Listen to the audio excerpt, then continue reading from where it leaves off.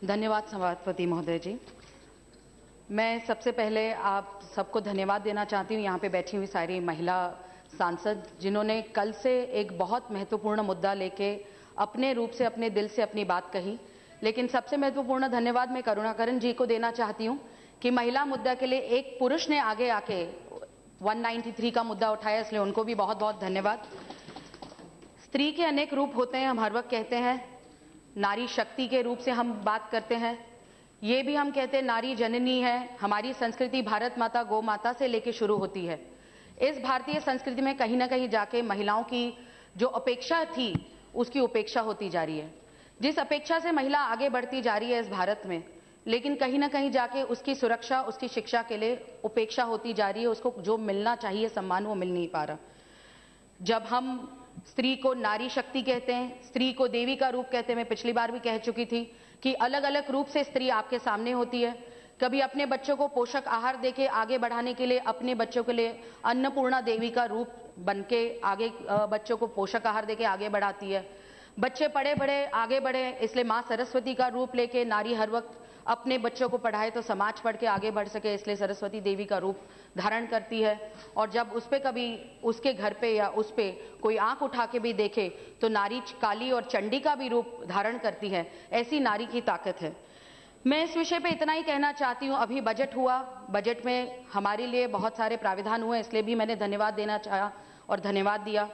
मैं हमारी मिनिस्टर श्रीमती मेनका गांधी जी को धन्यवाद देना चाहती हूँ। जब से उन्होंने मंत्रालय संभाला है, रोज महिलाओं के और बच्चों के ऊपर होने वाले अत्याचार हो या उनके लिए होने वाले हक की जो कोई अदा कर सके, हक के लिए जितना भी कुछ कर सके, इन आने वाले 60 दिनों में उन्होंने बहुत किया। क्योंकि मैं उनके साथ हर वक्त प्राणियों के मात्राओं के काम करती आ रही हूं और मैं खुशनसीब हूं कि अभी इस विषय में भी मुझे बोलने के लिए उन्होंने मौका दिया। मैं इतना ही कहूंगी कि अत्याचार महिलाओं पे होते हैं, हम सब जानते हैं। वो मानसिक रूप से होते हैं, शारीरिक रूप से होते हैं। हमारा दृष्टिकोण हमने बदलना चाहिए, ये भी अपेक्षा होती है। लेकिन कहीं ना कहीं जाके, मैं एक शहर से आई हूं, मैं खुद माता हूं। शहरों में बहुत सारे मुद्दे आते हैं। आज हम अखबार में रोज पढ़ते हैं कि मेरठ में कुछ हुआ, लखनऊ में कुछ हुआ, बदायूं में कुछ हुआ, बेंगलोर में कुछ हुआ। लेकिन एक कुछ शहरों के बारे में हम कहते हैं कि जहां पे अखबार पहुंचते हैं और लोग पढ़ पाते हैं। आप ये सोचिए कि जब महिला, दलित महिला हो, पीड़ित महिला हो, छोटे समाज से आई हुई महिला हो, उन पे भी अत्याचार बहुत होते जाते हैं।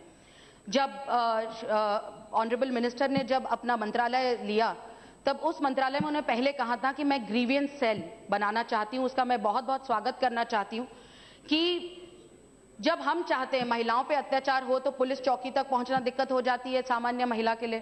पुलिस चौकी से आगे जाना हो तो उसे उस पुरुष पुलिस से कैसे बात करें। और आप सोचिए जब उस पर बलात्कार होता है तो उसकी मेडिकल जांच वांच होने के लिए एक तरीके से जो अपेक्षाएं होती हो नहीं पाती।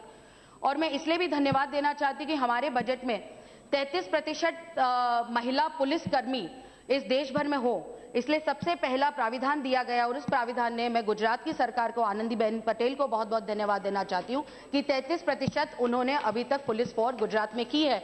और माननीय मंत्री जी ने पूरे राष्ट्र भर में खत भेजे हैं सब जगह कि हर पुलिस फोर्स में 33% महिलाएं आए। मैं इस भाषण में सब, जैसे हर कोई हम महिलाएं जानती हैं हमारे दिल में क्या होते हैं, हम क्या करना चाहते हैं, नारी रूप कैसा सशक्त होना चाहिए, बेटी बचाओ बेटी पढ़ाओ, गर्भ से लेके बेटी आगे बढ़े, शादी करने के बाद आगे बढ़े, पढ़ाई में आगे बढ़े, हम सब जानते हैं। हम इस पर हर वक्त बात करते आ रहे हैं, एक दूसरे की मदद भी कर रहे हैं।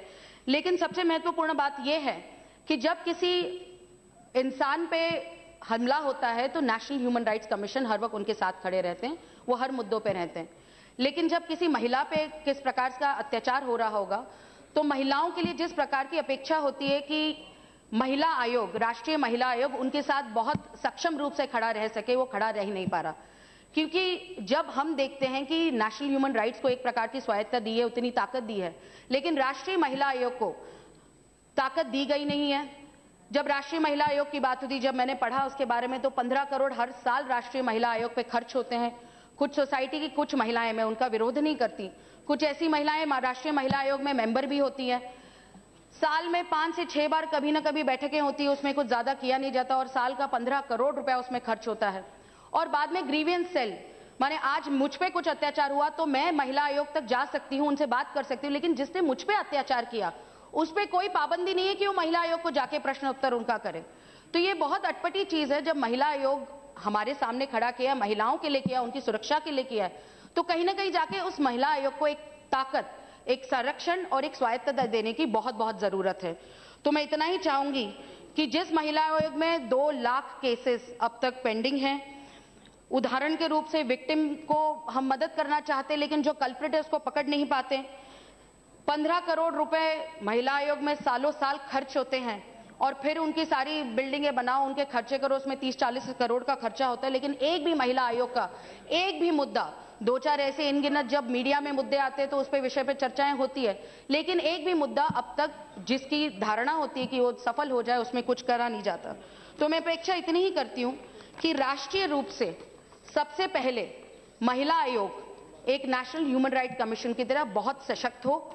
मुझे लगता है लॉ मिनिस्टर ने इसका अभ्यास भी शुरू किया है, ये फाइल लॉ मिनिस्ट्री तक पहुंची, तो मैं अपने ऑनरेबल लॉ मिनिस्टर को भी बहुत बहुत दरख्वास्त करना चाहती हूं महिलाओं की तरफ से, इस देश भर की महिलाओं की तरफ से, कि इसका कानून जल्दी पारित हो और राष्ट्रीय महिला आयोग को उसी प्रकार की स्वायत्तता जिस प्रकार की स्वायत्तता नेशनल ह्यूमन राइट्स कमीशन को दे। क्योंकि मैं इतना ही कहूंगी, जब गीता जी यहां से बात कर रही थी वाईएसआर कांग्रेस से, तो वो कह रही थी महिलाओं पे जात पात नहीं थी, और मैं ये मानती हूं। जब मैं खुद वोट मांगने जाती थी तो मैं महिलाओं को ये नहीं कहती कि हिंदू मुसलमान है महिला या हिंदू महिला है, ये दलित है या ब्राह्मण है। मैं इतना ही कहती थी कि महिला की जात पात और धर्म और सिर्फ महिला है और उसका परिवार है। ऐसे महिला के साथ हम सशक्त रूप से आगे बढ़ने के लिए जरूरत करनी बहुत जरूरी है। तो ये ग्रीवेंस सेल, मैं माननीय मंत्री महोदया को इतना ही कहना चाहती हूं कि महिला आयोग को नेशनल ह्यूमन राइट कमीशन की तरह सशक्त बनाए और एक राष्ट्रीय रूप से ग्रीवेंस सेल बनाए और उस राष्ट्रीय ग्रीवेंस सेल को तालुके तक, जिलों तक, वहां तक पहुंचाए जहां पे महिलाओं के हर चीजों का समाधान हो, निवारण हो। बस अंत में इतना ही कहूंगी, बहुत सारी यहाँ पे महिलाओं ने अच्छी विषयों पे बात की। किसी ने कहा झांसी की रानी मर्दानी खूब लड़ी, तो मैं इसका हर वक्त आक्षेप लेती हूं कि झांसी की रानी महिला थी, उसको मर्दानी लड़ने की जरूरत क्या थी। तो उस पर अंग्रेजी में एक हर वक्त हम कहते हैं कि it's why to be a man for a woman, I think to be a man for a woman it's a waste of a woman. तो अपनी संस्कार, अपनी सुरक्षा के रूप से महिला खुद सक्षम है, उसको मर्दानी बनने की जरूरत नहीं, सिर्फ समानता की जरूरत है। जैसे मेरी दोस्त सुष्मिता जी ने कहा था कि हमें सिर्फ हमारी समानता चाहिए, और उस समानता के रूप से जब इक्वालिटी मिलेगी तो हमें सब मिलेगा। वो इक्वालिटी हमें गर्व से चाहिए, हमें गर्व के धारणा के बाद भी वो इक्वालिटी चाहिए, और जब वो समानता मिलेगी और जब महिला को सशक्त रूप से ह्यूमन राइट कमीशन की तरह ताकत मिलेगी, क्योंकि मैंने सुना उसमें फिर राजनीति हो जाएगी कि ये फला कमीशन होती है, फला कमीशन होती है, उसको भी ताकत चाहिए। मैंने जात पात धर्म के बहुत सारी कमीशन होते हैं, लेकिन महिला बिना जात पात धर्म की होती है। उसे जब आप ताकत देंगे, जब अपनी जननी को, अपनी मां को, अपनी बहन को ताकत देंगे तो समाज सुधरेगा, और जब समाज सशक्त होगा तो ही सबका विकास, सबका साथ लेके जिस भारत का हमने सपना देखा है वो भारत हम आगे बढ़ाएंगे। इतना ही कहना चाहती हूं, और माननीय मंत्री महोदया को अपेक्षा करती हूं कि वो नेशनल ह्यूमन राइट्स कमीशन की तरह ही महिलाओं के राष्ट्रीय आयोग को बहुत बहुत ताकत दे। बहुत बहुत धन्यवाद सभा।